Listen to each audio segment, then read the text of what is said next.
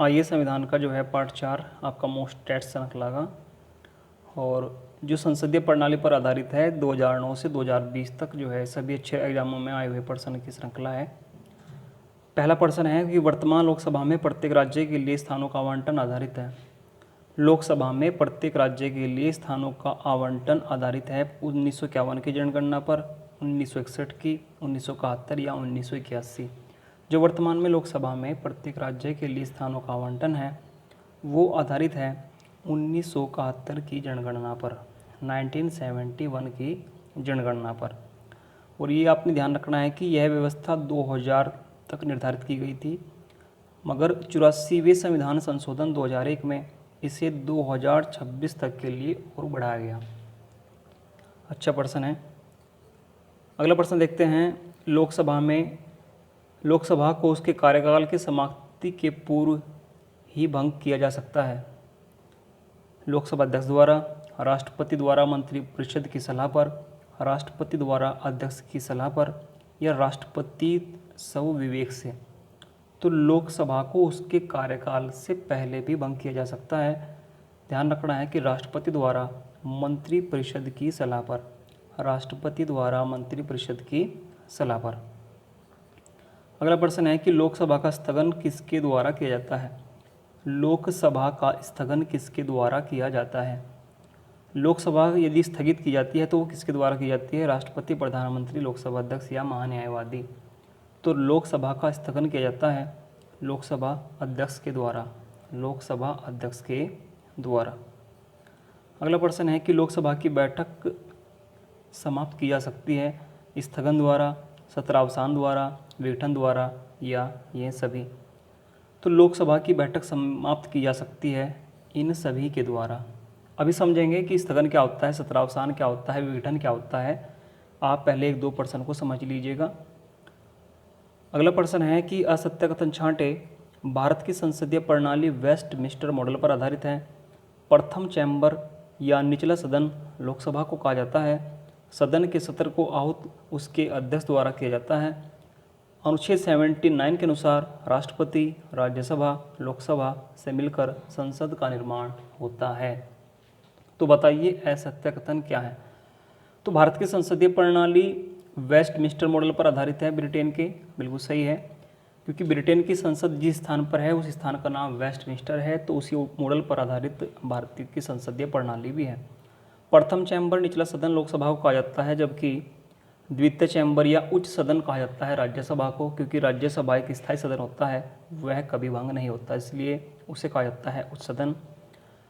सदन के सत्र को आहूत, ध्यान रखना है, सदन के सत्र को आहूत अध्यक्ष द्वारा नहीं किया जाता है राष्ट्रपति के द्वारा। यही इसमें सत्य कथन है।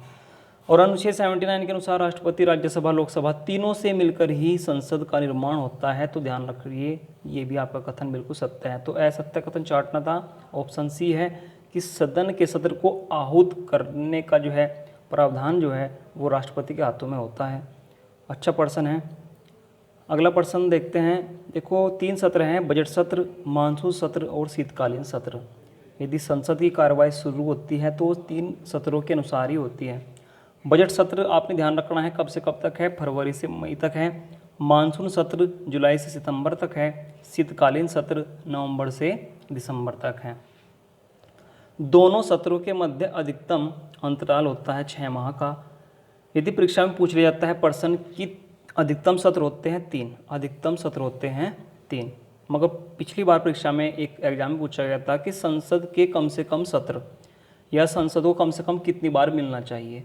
तो ध्यान रखिए, यदि कम से कम सत्र पूछता है तो आंसर होगा 2, या संसद को कितने एक वर्ष में कम से कम कितनी बार मिलना चाहिए, तो 2 बार मिलना चाहिए, क्योंकि अंतर जो होता है 6 माह का होता है।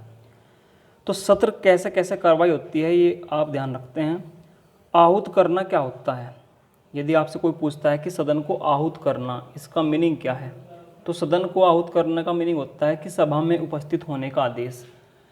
किसी भी सदन की कार्रवाई के लिए सदस्यों का उपस्थित होना अनिवार्य है, तो उपस्थित होने के लिए राष्ट्रपति द्वारा वह आदेश दिया जाता है जिसे संसदीय भाषा में आहूत करना कहा जाता है। स्थगन, जब सदन की कार्रवाई शुरू होती है तब जो है यदि सदन में जो आपका पक्ष है या विपक्ष है उसमें कुछ मतभेद होता है, सदन की कार्यवाही कुछ समय के लिए स्थगित हो जाती है और यह स्थगित करने का अधिकार अध्यक्ष को होता है या कहे तो पीठासीन अधिकारी को होता है। सत्रावसान, जब किसी एक सत्र का, जैसे बजट सत्र था या मानसून सत्र है या आपका शीतकालीन सत्र है, जब किसी एक सत्र का अंत होता है तो उसे सत्रावसान कहा जाता है। जब आहूत करना मतलब कि सदन में बुलाने का आदेश दिया था राष्ट्रपति ने, तो सत्रावसान का अधिकार भी किसके पास है? राष्ट्रपति के पास है। और सदन को विघटित करना, देखो ये सभी जानते हैं कि राज्यसभा तो विघटित नहीं होती है, राज्यसभा तो स्थायी सदन होता है, उच्च सदन होता है जो विघटित नहीं होती, और विघटन होता है लोकसभा का। तो लोकसभा के विघटन का अधिकार होता है राष्ट्रपति के पास। विघटन का मतलब है जब लोकसभा का कार्यकाल पूरा हो चुका हो, 5 वर्ष का कार्यकाल पूरा हो चुका हो, दोबारा नई लोकसभा के लिए चुनाव कराने हो, तब लोकसभा का विघटन का अधिकार है राष्ट्रपति के पास। तो आहूत करना भी, सत्रावसान भी, विघटन, तीनों के अधिकार राष्ट्रपति के पास होते हैं, जबकि सदन के स्थगन का अधिकार होता है पीठासीन अधिकारी या अध्यक्ष के पास। यह आपने ध्यान रखना है। इन पॉइंटों का स्क्रीनशॉट लेकर जरूर रखिएगा क्योंकि कई बार रिवीजन के लिए काम आते हैं। अगला प्रश्न है कि लोकसभा के विघटन से संबंधित असत्य कथन छांटें। देखो यदि आपका एग्जाम एसआई का है, स्टेट पीसीएस का है या पीटी की सेकंड आपका जो है एग्जाम होने वाला है, तो ये प्रश्न मैं कहता हूँ कम से कम 3 बार अब की बार ही जो है 2-3 सालों में पूछा गया है। कम से कम इसका स्क्रीनशॉट लीजिएगा। इसको चाहे पढ़ने में पूरा एक दिन आप वेस्ट करिएगा, कोई परेशानी नहीं है क्योंकि एक क्वेश्चन का आपका सवाल है। तो इसको जो है स्क्रीनशॉट अवश्य आपके पास होना चाहिए, ठीक है। और क्या कथन है उसको भी समझते हैं। लोकसभा के विघटन के संबंध में क्या असत्य कथन है कि विघटन के दौरान लोकसभा में पारित किंतु राज्यसभा में विचाराधीन विधेयक समाप्त हो जाता है। ऐसा विधेयक जो राज्यसभा में विचाराधीन हो लेकिन लोकसभा द्वारा पारित न हो, समाप्त हो जाता है। ऐसा विधेयक दोनों सदनों द्वारा पारित हो, राष्ट्रपति की स्वीकृति के लिए विचाराधीन हो, समाप्त नहीं होता है। ऐसा विधेयक जो दोनों सदनों की संयुक्त बैठक में, देखो संयुक्त बैठक कब होती है? जब किसी विधेयक पर दोनों सदन में कोई मतभेद हो तब संयुक्त अधिवेशन होता है। तो संयुक्त बैठक में विचाराधीन हो, सदन विघटन के बाद समाप्त नहीं होता। तो जो सदन विघटन के बाद वो विधेयक समाप्त नहीं होता। प्रश्न पूछता है कि इसमें असत्य कथन छांटिए। तो इसमें असत्य कथन है पॉइंट बी, ऐसा विधेयक जो राज्यसभा में विचाराधीन हो लेकिन लोकसभा द्वारा पारित न हो, समाप्त नहीं होता है। ध्यान रखना है, समाप्त नहीं होता है। ये प्रश्न एकदम आपकी समझ में नहीं आएगा। यदि आपने पहले पढ़ा हुआ है तो आप इसकी प्रैक्टिस कर सकते हो। स्क्रीनशॉट लीजिएगा पूरा समझने के लिए, चाहे एक दिन अपना जो है लगा दीजिएगा, सारे पॉइंटों को अच्छी तरह से आपने समझना है। तो ये कथन आपका असत्य है। अगला प्रश्न है कि अमेरिका में अल्पसंख्यक नेता किसे कहा जाता है? कैबिनेट मंत्री को, विपक्ष के नेता को, संसदीय कार्य मंत्री को या अल्पसंख्यक वर्ग मंत्री को? तो अमेरिका में अल्पसंख्यक नेता कहा जाता है विपक्ष के नेता को, विपक्ष का नेता। लोकसभा व राज्यसभा में विपक्ष के नेता को किस वर्ष मान्यता मिली थी जिससे कैबिनेट मंत्री की सुविधाएं प्राप्त है?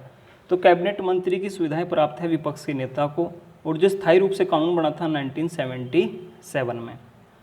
तो विपक्ष के नेता का स्थायी कानून आपने ध्यान रखना है। अगला प्रश्न है कि लोकसभा में पहले विपक्ष के नेता कौन बने थे? जीवी मावलंकर, कमलापति त्रिपाठी, राम सुभाग सिंह या इनमें से कोई नहीं। लोकसभा में पहले विपक्ष के नेता, तो विपक्ष के नेता कौन बने थे? वो बने थे राम सुभाग सिंह, राम सुभाग सिंह।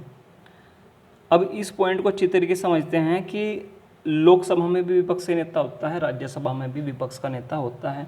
विपक्ष के नेता का जो है पद गठन हुआ था 1969 में। राम सुभाग सिंह लोकसभा के पहले विपक्ष के नेता बने थे और राज्यसभा में बने थे श्याम नंदन प्रसाद मिश्रा।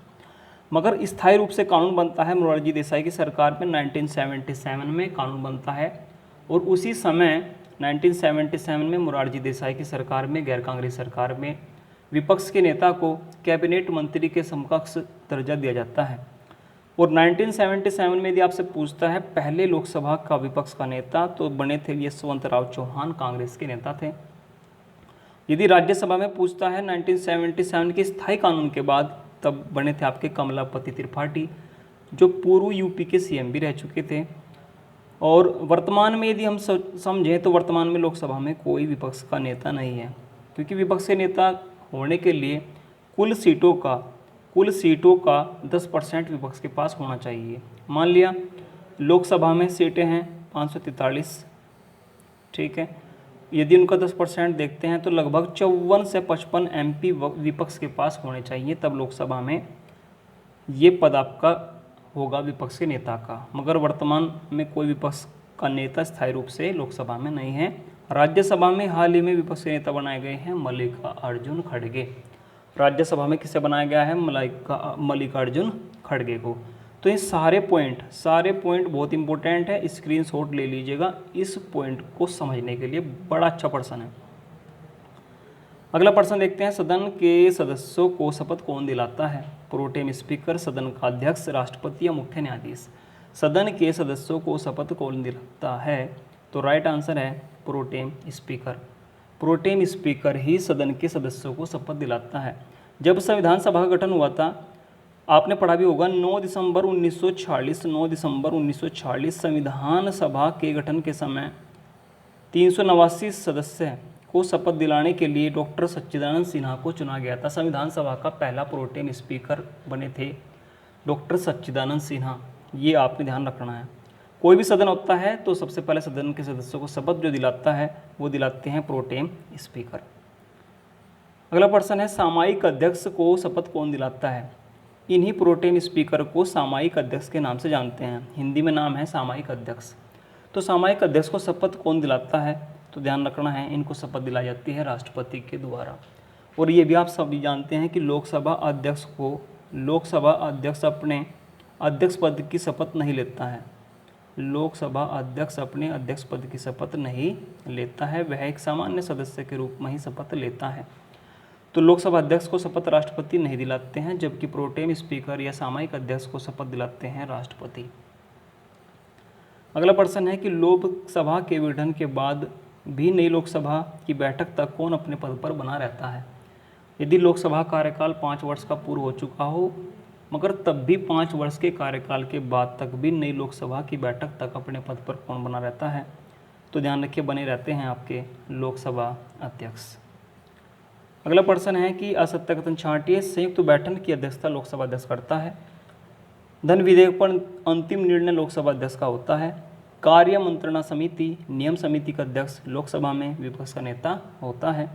लोकसभा उपाध्यक्ष अध्यक्ष के अधीनस्थ नहीं होता है। अच्छा प्रश्न है, असत्य कथन छांटना है तो असत्य कथन है पॉइंट सी, कार्य मंत्रणा समिति। कहीं पे नोट करके रखिएगा कि कार्य मंत्रणा समिति और नियम समिति का अध्यक्ष लोकसभा का स्पीकर होता है, लोकसभा का अध्यक्ष होता है। तो ये आपने ध्यान रखना है। ये सारे पॉइंट आपके सही हैं, और जो असत्य कथन है वो है पॉइंट आपका सी। देखिए, जितने भी कथन हैं, जो सत्य कथन है उसको भी अच्छी तरीके से समझिएगा, तभी प्रश्न आपका एग्जाम में सोल्व होगा। अगला प्रश्न है कि केंद्रीय विधान परिषद के पहले निर्वाचित अध्यक्ष कौन बने थे? सेंट्रल असेंबली केंद्रीय विधान परिषद के पहले निर्वाचित अध्यक्ष कौन बने थे? डॉक्टर सच्चिदानंद सिन्हा, विट्ठल भाई पटेल, फ्रेडरिक व्हाइट या जीवी मावलंकर? अच्छा प्रश्न है, मोस्ट इंपोर्टेंट है। केंद्रीय विधान परिषद के अंग्रेजों के समय पहले निर्वाचित अध्यक्ष बने थे सरदार वल्लभ भाई पटेल के बड़े भाई विट्ठल भाई पटेल। और विट्ठल भाई पटेल, आपने ये भी पता होगा कि जब जन सेफ्टी बिल विधानसभा में पारित हो रहा था, जब और तभी जो है बटुकेश्वर दत्त भगत सिंह ने जब बम फेंका था, तब भी अध्यक्ष विट्ठल भाई पटेल ही थे। ये पहले निर्वाचित अध्यक्ष हैं केंद्रीय विधान परिषद के। अगला प्रश्न है कि असत्य कथन छांटे, भारत शासन अधिनियम 1919 के तहत द्विसदनात्मक व्यवस्था का जन्म हुआ। पहले एक सदन की व्यवस्था थी, मगर 2 सदनों की व्यवस्था का क्या जन्म भारत शासन अधिनियम 1919 के तहत हुआ। प्रथम बार विधान परिषद का गठन भारत शासन अधिनियम 1858 के तहत हुआ। लोकसभा के पहले उपाध्यक्ष अनंत शानम अयंगर थे। संविधान सभा के विधायिका के अध्यक्ष जीवी मावलंकर थे। तो असत्य कथन आपने छांटना है। तो ध्यान रखना है कि जब द्विसदनात्मक व्यवस्था से पहले, जब 2 सदन बने थे, अंग्रेजों के द्वारा बनाए गए थे, उससे पहले एक सदन था, मतलब कि विधान परिषद थी। और विधान परिषद का गठन चार्टर एक्ट, ध्यान रखना है, प्रथम बार विधान परिषद कब गठित हुई थी? तो अच्छा प्रश्न है कि चार्टर एक्ट 1853 में गठित हुई थी प्रथम विधान परिषद। लॉर्ड मैकाले के बाद में ही ये कार्य हुए थे।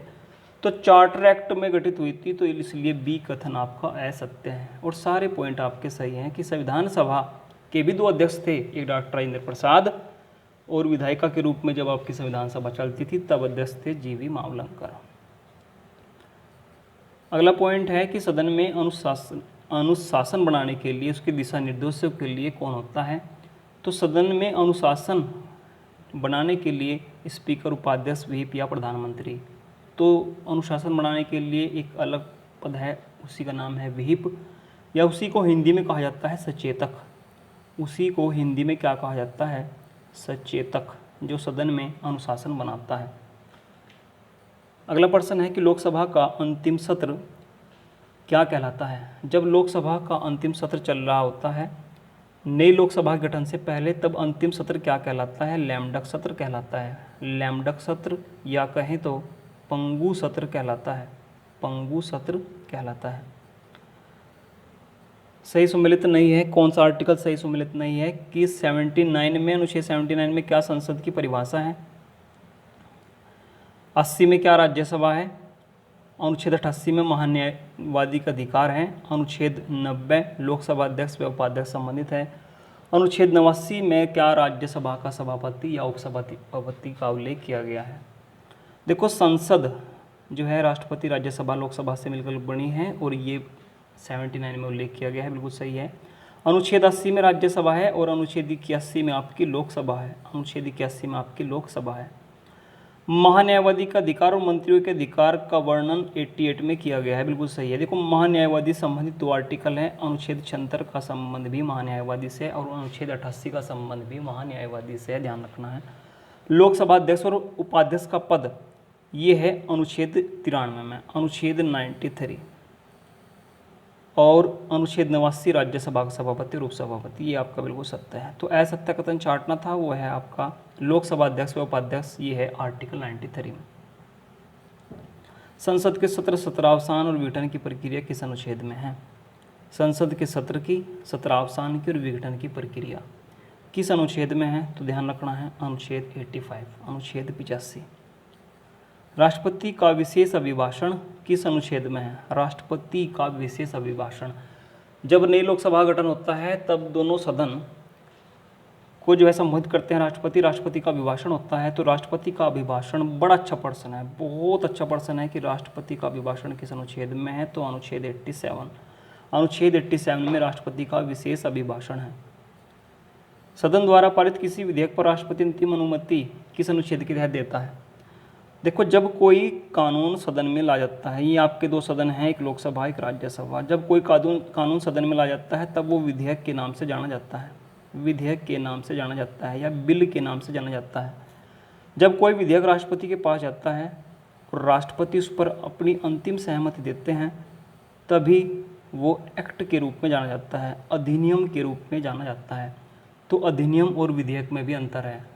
जब तक कोई कानून आपके सदन में है तब वो विधेयक कहलाता है, जब राष्ट्रपति उस पर अंतिम मोहर लगाते हैं तब वो है एक्ट और अधिनियम कहलाता है।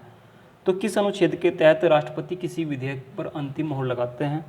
तो वो आर्टिकल है अनुच्छेद 111, जिसे कहा गया है राष्ट्रपति की वीटो पावर, जिसे कहा गया है राष्ट्रपति की वीटो पावर। अगला प्रश्न है, सही सम्मिलित नहीं है, धन विधेयक की परिभाषा क्या अनुच्छेद 109 में है?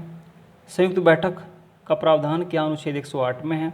वार्षिक वित्तीय विवरण, बजट को संविधान में कहा गया है वार्षिक वित्तीय विवरण, क्या अनुच्छेद 112 में है? और संसद में कौन सी भाषा इस्तेमाल में आती है? क्या अनुच्छेद 120 में है? तो असत्य कथन छांटना है।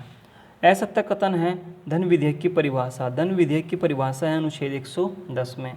और धन विधेयक की प्रक्रिया, धन विधेयक की प्रक्रिया, धन विधेयक की प्रक्रिया, धन विधेयक सर्वप्रथम पेश किया जाता है लोकसभा में और राज्यसभा इसे केवल 14 दिन तक ही रोक सकती है।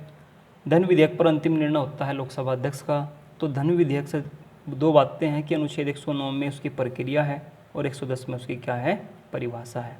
तो ये आपका कथन असत्य है, बाकी सारे आपके सत्य हैं। सारे अनुच्छेद इंपॉर्टेंट है, ध्यान रखिए। अगला प्रश्न है कि किस संशोधन अधिनियम के तहत लोकसभा व राज्यसभा में आंग्ल भारतीय समुदाय के आरक्षण का प्रावधान निष्प्रभावी कर दिया गया है। ध्यान रखना है, हाल ही का जो है अमेंडमेंट है जो आंग्ल भारतीय समुदाय एंग्लो इंडियन से संबंधित था। तो आंग्ल भारतीय समुदाय से जो प्रतिनिधि मनोनीत होते थे आपके सदन में, लोकसभा में और राज्य की विधानसभा में, वो प्रक्रिया को जो है बंद किया गया है 104वें संविधान संशोधन में। ठीक है, ये अगली लोकसभा और राज्यसभा में लागू होगी, ये भी आपने ध्यान रखना है, 104वां संविधान संशोधन। और आंग्ल भारतीय जो है करंट का मुद्दा चला ही हुआ है, तो कम से कम ये पॉइंट भी आपने ध्यान रखने थे कि पहले आंग्ल भारतीय थे फ्रैंक एंथनी, अंतिम आंग्ल भारतीय थे लोकसभा में जॉर्ज बेकर, और लोकसभा में दो आंग्ल भारतीय राष्ट्रपति मनोनीत करता है अनुच्छेद 331 के तहत ये प्रक्रिया थी। और राज्यपाल राज्यों की विधानसभाओं में एक आंग्ल भारतीय मनोनीत करने की प्रक्रिया थी, वो थी अनुच्छेद 333 में। तो ये दोनों आर्टिकल आपके इम्पोर्टेंट है क्योंकि नया मुद्दा है, परीक्षा में पूछा जा सकता है। ये सारे पॉइंट आपने ध्यान रखने हैं।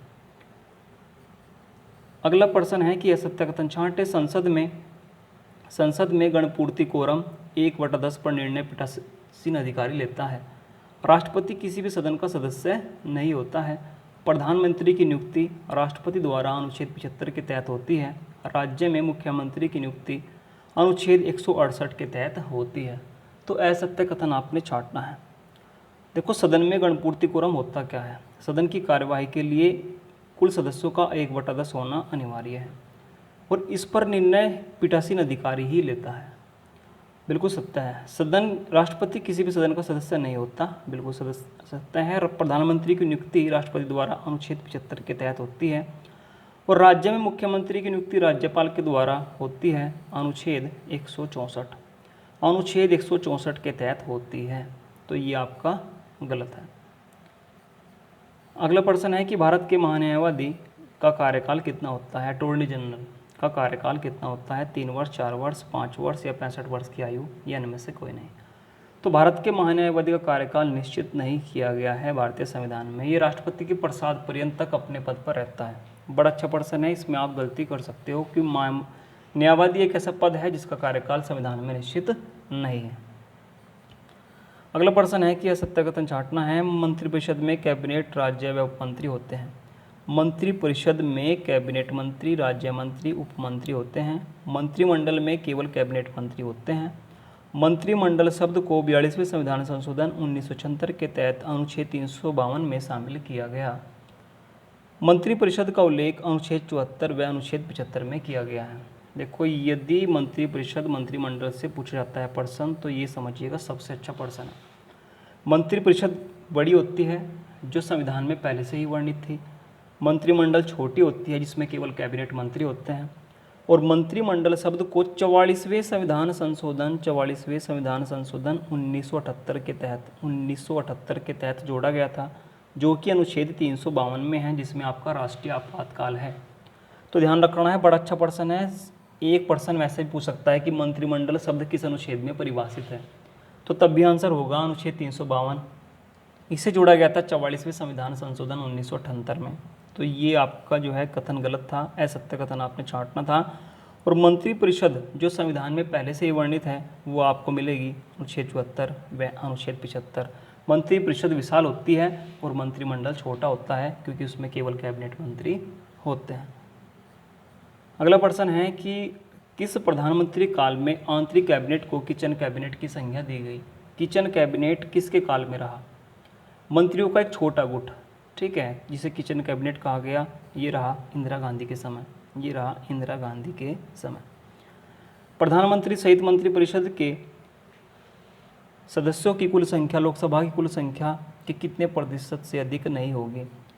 यदि किसी सरकार में मंत्रिपरिषद होती है तो लोकसभा के कुल सदस्यों का अधिकतम कितना होगी? तो अधिकतम होता है 15%।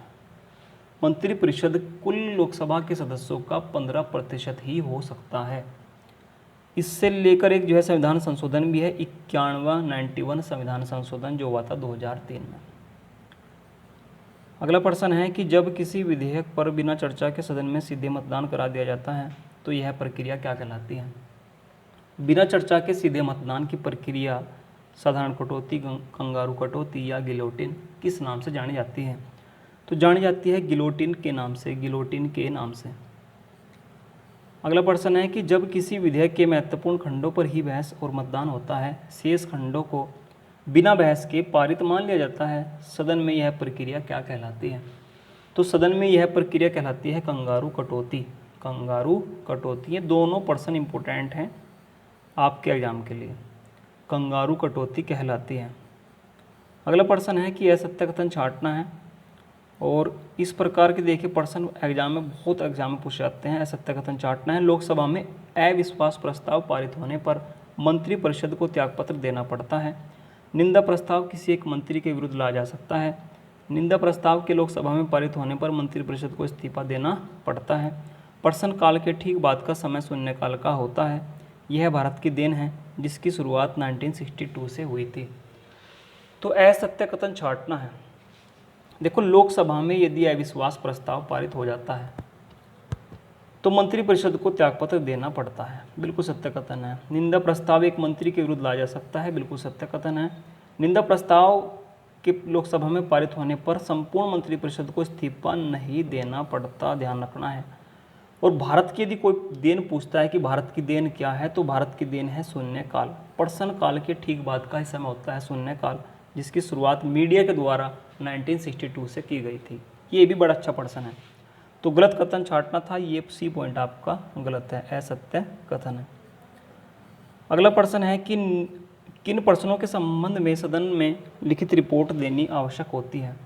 लिखित रिपोर्ट, देखो कुछ प्रकार के प्रश्न सदन में पूछे जाते हैं मंत्री से, अन्य सदस्य से पूछ सकते हैं। तो लिखित रिपोर्ट जो देनी होती है वो देनी होती है किस प्रकार के प्रश्न में? अतारांकित प्रश्न में। अतारांकित प्रश्न, ध्यान रखिए 3 तरह के प्रश्न होते हैं। एक अतारांकित जिसमें लिखित रिपोर्ट देनी पड़ती है। तारांकित में मौखिक उत्तर दे दिया जाता है, मौखिक उत्तर दे दिया जाता है मंत्री के द्वारा यदि कोई प्रश्न पूछता है।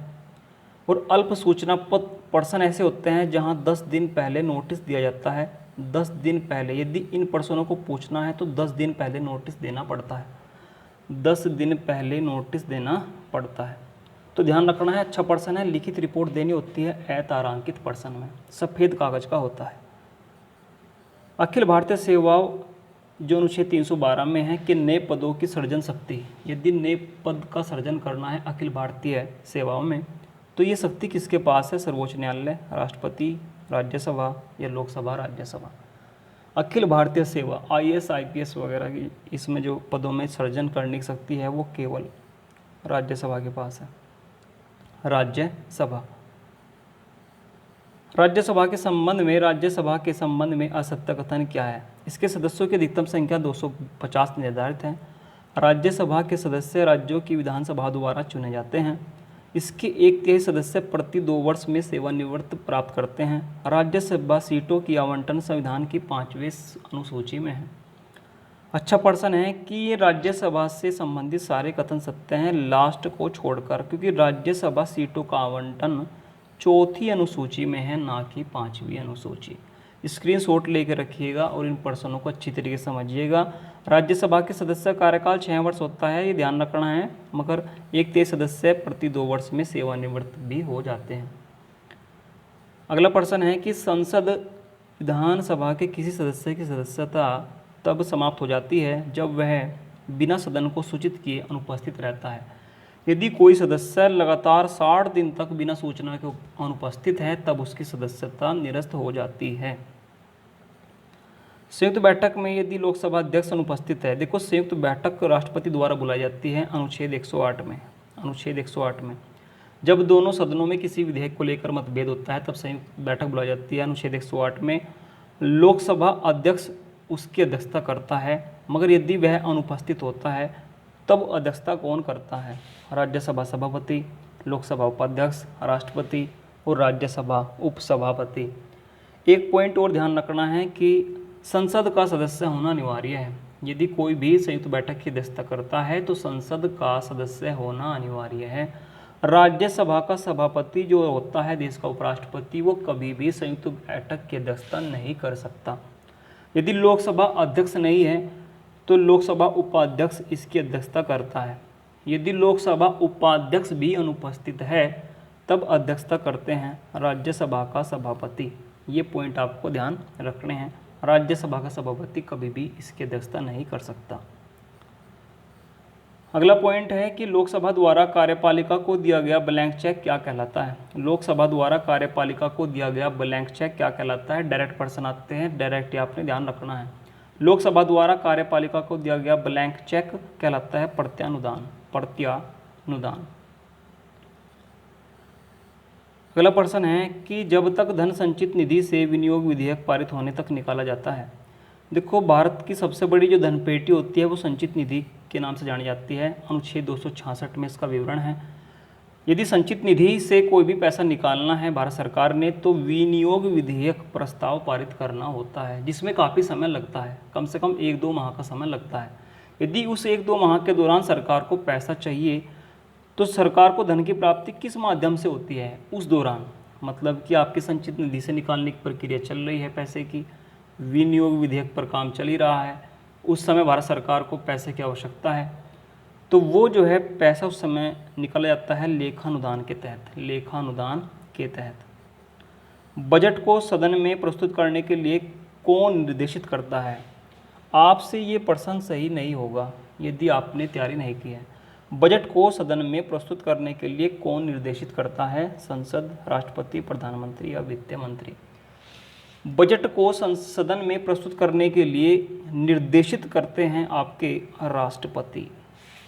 बजट प्रस्तुत करते हैं सदन में वित्त मंत्री, मगर इन्होंने पूछा है कि निर्देशित कौन करता है, कि बजट कौन पेश करेगा, तो निर्देशित करते हैं राष्ट्रपति। भारत सरकार का प्रथम विधि अधिकारी कौन होता है। प्रथम विधि अधिकारी भारत सरकार का प्रथम कानूनी अधिकारी कौन होता है। महान्यायवादी होता है, अटॉर्नी जनरल होता है। महान्यायवादी किसी भी सदन का सदस्य नहीं होते हुए प्रत्येक सदन की कार्यवाही में भाग ले सकते हैं, मगर वोट डालने का अधिकार इनको प्राप्त नहीं है। वोट डालने का अधिकार इनको प्राप्त नहीं है। सदन के सदस्य न होते हुए भी सदन की कार्यवाही में भाग ले सकते हैं, मगर वोट डालने का अधिकार इन्हें नहीं है। ये प्रथम विधि अधिकारी कहलाते हैं।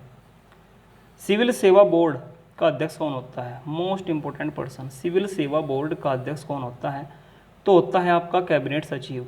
कैबिनेट सचिव, ध्यान रखिए, कैबिनेट सचिव से 2 प्रश्न पूछे जाते हैं। एक तो सचिवालय का प्रमुख, सचिवालय जिसका विवरण हुआ है अनुच्छेद 98, आर्टिकल 98 का संबंध है संसद के सचिवालय से। सचिवालय का प्रमुख भी आपका कैबिनेट सचिव होता है, और कैबिनेट सचिव ही सिविल सेवा बोर्ड का अध्यक्ष भी होता है। संचित निधि से धन निकालने के लिए किसकी अनुमति आवश्यक है, तो संचित निधि से धन निकालने के लिए किसकी अनुमति आवश्यक है, तो अनुमति आवश्यक है संसद की। अनुमति आवश्यक है किसकी, संसद की। संसद के सदस्यों के विशेषाधिकार व शक्तियाँ किस अनुच्छेद में हैं। अच्छा प्रश्न है कि संसद के सदस्यों के विशेषाधिकार व शक्तियाँ किस अनुच्छेद में हैं, तो अनुच्छेद 105 में है। अगला प्रश्न अच्छा इंपॉर्टेंट है, अवशिष्ट विधायी शक्तियाँ क्या अनुच्छेद 248 में है। राज्य सूची के विषय में विधि बनाने की संसद की शक्ति क्या अनुच्छेद 249 में है। अंतर्राष्ट्रीय संधि, यदि अंतर्राष्ट्रीय करार करते हैं तो क्या अनुच्छेद 253 में है, और अंतर्राज्यीय परिषद क्या अनुच्छेद 261 में है। अच्छा प्रश्न है, अवशिष्ट विधायी शक्ति क्या होती है। अवशिष्ट विधायी शक्ति वह शक्ति होती है संसद की जब कोई विषय राज्य सूची में वर्णित नहीं है, समवर्ती सूची में वर्णित नहीं है, तब भी संसद उस विषय पर कानून बना सकती है। यदि कोई विषय राज्य सूची या समवर्ती सूची में शामिल नहीं है, फिर भी संसद उस पर कानून बना सकती है, उस विषय पर कानून बना सकती है। ये विवरण किया गया है अवशिष्ट विधायी शक्तियों के तहत अनुच्छेद 248 में। राज्य सूची के विषय में देखो, राज्य सूची में वर्णित विषय जैसे पुलिस, कृषि, इस पर जो है विषय में कानून केवल जो है राज्य सरकार बना सकती हैं, मगर यदि राष्ट्र हित में हो तब भी संसद इस पर कानून बना सकती है। अनुच्छेद 249 में बिल्कुल सत्य है। अंतर्राष्ट्रीय करार, यदि अंतर्राष्ट्रीय संधि होती है, अंतर्राष्ट्रीय संधि राष्ट्रपति के नाम पर होती है, तो अंतर्राष्ट्रीय संधियाँ से संबंधित अनुच्छेद है 253, बिल्कुल सही है। अंतर्राज्यीय परिषद जिसका अध्यक्ष प्रधानमंत्री होता है, यदि राज्यों में कोई मतभेद होता है उसके विवाद को सुलझाने के लिए अंतर्राज्यीय परिषद का गठन किया गया था 1990 में। मगर अंतर राज्य परिषद का उल्लेख है अनुच्छेद 263 में। अनुच्छेद 263 यही आपका असत्य है, अनुच्छेद 263। अगला प्रश्न है कि प्रथम अभिनेत्री जो राज्यसभा के लिए नामांकित की गई थी तो उसी का नाम था नरगिस दत्त। नरगिस दत्त। अगला प्रश्न है कि पहली लोकसभा के गठन के समय मुख्य विपक्षी दल कौन था। जब पहली लोकसभा का गठन हुआ था 1952 में प्रधानमंत्री बने थे पंडित जवाहरलाल नेहरू। उस समय विपक्षी दल कौन था। जनता दल, स्वतंत्र पार्टी, कम्युनिस्ट पार्टी या फिर बीजेपी। तो उस समय जो है विपक्षी दल था साम्यवादी पार्टी, कम्युनिस्ट पार्टी। लोकसभा चुनाव में किसी उम्मीदवार की जमानत राशि तब जब्त हो जाती है जब उसे कुल मतों का इतना प्रताप न हो। तो कोई भी चुनाव होता है भारत में, जमानत राशि तब जब्त हो जाती है यदि उसे कुल मतों का, उस उम्मीदवार को कुल मतों का 1/6 प्राप्त न हो। ध्यान रखना है, मान लिया कहीं पर यदि 6000 वोट पड़ी हैं तो जमानत राशि तब जब्त हो जाएगी यदि उसे कुल मतों का 1/6, यदि उसे 1000 वोट न मिले तब जमानत राशि जब्त मानी जाती है। अगला प्रश्न है कि राज्य विधानसभा के चुनाव कौन कराता है। जो राज्य की विधानसभा है उनके चुनाव कौन कराता है। केंद्रीय चुनाव आयोग, राज्य चुनाव आयोग, राज्य सरकारें या इनमें से कोई नहीं। राज्य विधानसभा के चुनाव कौन करवाता है तो करवाता है केंद्रीय चुनाव आयोग। केंद्रीय चुनाव आयोग ही लोकसभा और केंद्रीय चुनाव आयोग ही राज्य की विधानसभा के चुनाव कराता है। तो आप ये पूछोगे कि राज्य चुनाव आयोग क्या करता है। राज्य चुनाव आयोग पंचायतों के चुनाव करवाता है। पंचायतें और नगर पालिकाओं के चुनाव राज्य चुनाव आयोग करवाता है। अगला प्रश्न है कि प्रथम लोकसभा अध्यक्ष जिनके विरुद्ध अविश्वास प्रस्ताव लाया गया था। प्रथम लोकसभा अध्यक्ष जिनके विरुद्ध अविश्वास प्रस्ताव लाया गया था वे थे आपके जीवी मावलंकर। जीवी मावलंकर, गणेश वासुदेव मावलंकर। लास्ट प्रश्न है कि लोकसभा अध्यक्ष को कैसे हटाया जा सकता है। लोकसभा अध्यक्ष को कैसे हटाया जा सकता है तो ध्यान रखना है, लोकसभा सदस्यों के बहुमत से पारित संकल्प द्वारा। लोकसभा सदस्यों के बहुमत से पारित संकल्प द्वारा। यदि आपने प्रश्नों की श्रृंखला अच्छी लगी है तो प्लीज़ आप किसी न किसी ग्रुप में शेयर करिए। और संविधान पढ़ते समय ध्यान रखिए, यदि आप मॉक टेस्ट निकालते हो, प्रश्नों का लेवल पता लगता है आपको, तभी आप कोई ना कोई परीक्षा क्लियर कर पाओगे। केवल पुस्तकें पढ़ने से कुछ नहीं होगा, आपको टेस्ट सीरीज अवश्य निकालनी पड़ेगी। धन्यवाद।